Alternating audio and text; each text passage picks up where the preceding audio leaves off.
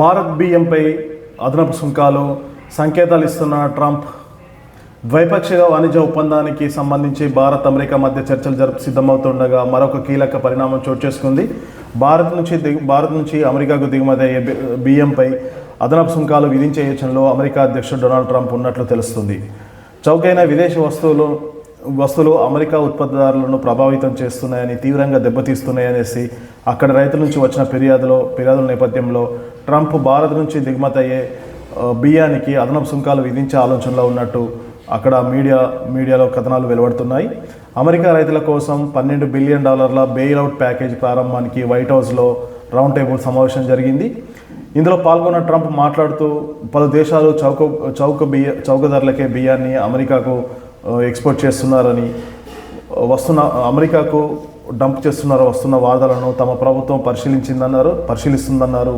ఈ సమావేశంలో పాల్గొన్న కొందరు రైతులు సబ్సిడీ బియ్యం దిగుమతులు అమెరికా మార్కెట్లను దెబ్బతీస్తున్నాయన్నారు. దేశీయ ధరలు తగ్గిస్తున్నాయని వాదించారు. దీనిపై కఠిన చర్యలు తీసుకోవాలని అమెరికా రైతులు ట్రంప్ను కోరినట్లు సమాచారం. అమెరికా రైతులు కోరిన విధంగానే ట్రంప్ భారత్ నుంచి దిగుమతి అయ్యే బియ్యంపై సుంకాలు విధించే ఆలోచనలో ఉన్నట్టు అక్కడ మీడియా కథనాలు వెలువడుతున్నాయి. అమెరికా రైతుల ఉత్పత్తులను దెబ్బతీసేలా ఉన్న దేశాల జాబితాను సమర్పించాలని వాణిజ్య శాఖ కార్యదర్శి స్కాట్ బేసెన్ను ట్రంప్ ఆదేశించారు. స్కాట్ బేసెన్ మాట్లాడుతూ వీరిటిలో భారత్, థాయిలాండ్, చైనాలు ముందున్నాయన్నారు. మరిన్ని దేశాలు కూడా ఉన్నాయని, దీనికి సంబంధించిన పూర్తి జాబితా అందిస్తామని ట్రంప్కు తెలిపారు. వీటిపై సత్వరమే చర్యలు తీసుకుంటామని ట్రంప్ హామీ ఇచ్చినట్టు అక్కడ రైతులు కూడా మీడియాకు తెలిపారు. భారత్తో వాణిజ్య ఒప్పందం చర్చలు జరుగుతున్న సమయంలోనే ట్రంప్ అదనపు సుంకాల యోచనలో ఉండడం అదనపు సుంకాలు విధించే యోచనలో ఉండడం గమనార్హం. ఇక భారత్ అమెరికా మధ్య ట్రేడ్ డీల్ సంబంధించిన చర్చలు ఈ నెల 10 నుంచి ఢిల్లీలో జరగనున్నాయి.